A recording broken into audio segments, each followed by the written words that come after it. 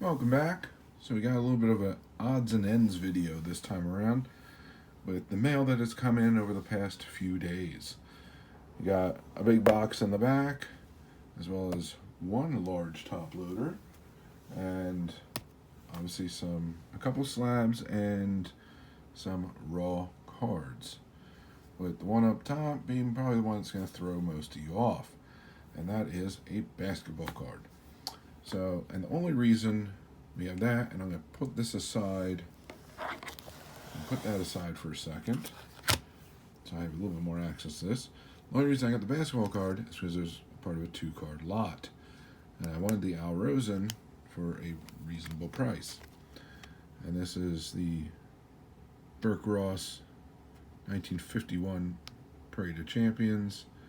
You have Paul Unruh, which is the basketball, and Al Rosen.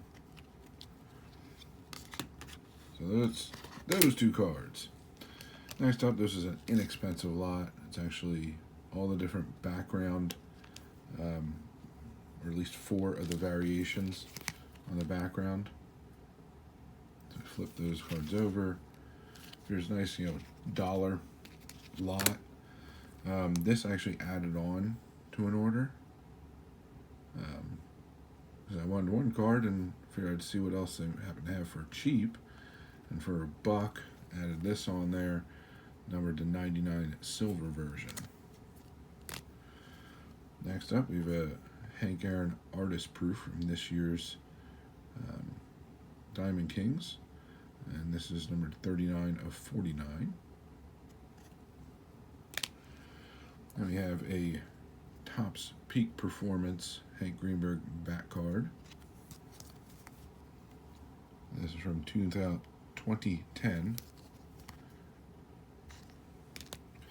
Then we have a couple of interesting ones. So I found a guy on Facebook that did a lot of TTM autos.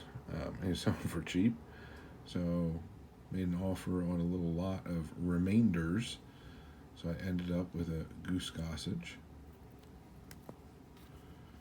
Wade Boggs back card, Wade Boggs in a Yankee uniform, and Harold Baines. There's one other one that I bought from him, but it's slabbed, so we'll get to that a little bit later. And this one, Ian Kinsler, who recently retired at the end of last year, not the beginning of this year, like some players. So nice low-numbered Archive Signature Series, numbered out of 14. Kinsler's autos have just plummeted. They were never really high-end before, but yeah, you can really pick them up for cheap. And so I've been kind of keeping an eye on a few things, and when they get under the $10 mark for the Archives autos, that's when I'll usually either make an offer and get a little bit lower, or just say, yeah, I'll bite the bullet and just buy it a little under $10. And then next up, another 1936 Gaudi Hank Greenberg, this time in a PSA 4. This is the foul double back variation. Really nicely centered card. Really just a really good example of a 4. So I was happy to add this to the Greenberg collection. This was a matter of what the heck, let me throw a bid out there for really, really inexpensive. So PSA 9 Jacob deGrom First Bowman Chrome from 2014. So really nice card. PSA 9. You couldn't go wrong with that one for the price I paid. Next up, so the in-person autograph purchases I did from on Facebook.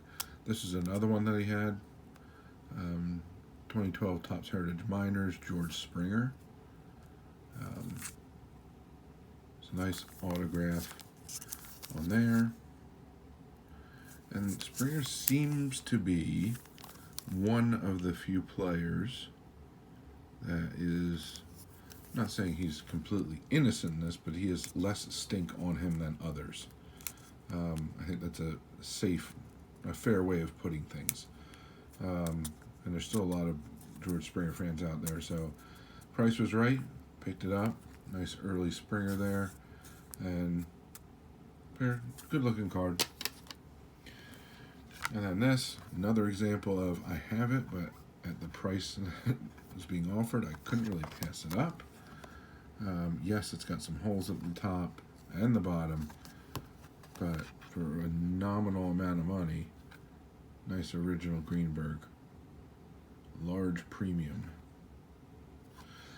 And then the final item, this is a set that I've known about for quite some time, and actually there's some baseball players that fit into my Jewish Players PC that their only card is in this set. I just had never picked it up before. This was released back in, I'm trying to remember, 2003. And this is a 142 card set of Jewish major leaguers.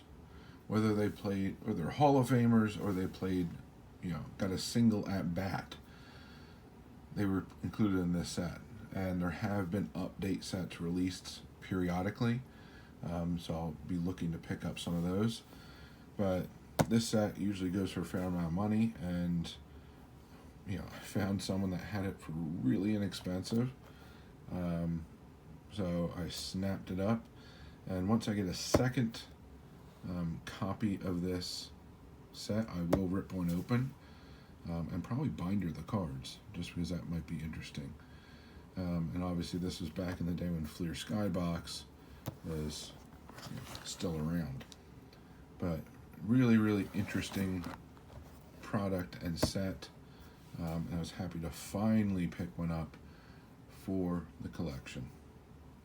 So that's the mail for today. Again, I think it's quite the interesting mix. Got some modern, got some vintage, got some ink, got some serial numbered, got some relics, and just a whole bunch of different types of things. And it's just kind of a fun, eclectic mail day, and I haven't done one of the eclectic mail days in a while, so figured I'd, throw this out there. So anyway, that's what I got for you this time around, and as always, please remember to collect what you enjoy what you collect, and don't let anybody, especially the market or YouTuber, dictate that to you. And most importantly, have fun. And have fun by being active in this community. So find your way of participating. Whether it's making videos, watching and commenting, going to live streams, group chats, going to your LCS or local card show, or simply talking about the hobby with family and friends. The more you put into it, the more you'll get out of it. The more you'll learn, the more your PC will grow, the more people you'll meet, and the more fantastic friendships you'll form. So I thank you very much for joining me. Hope to see you again. Have a good one, and bye for now.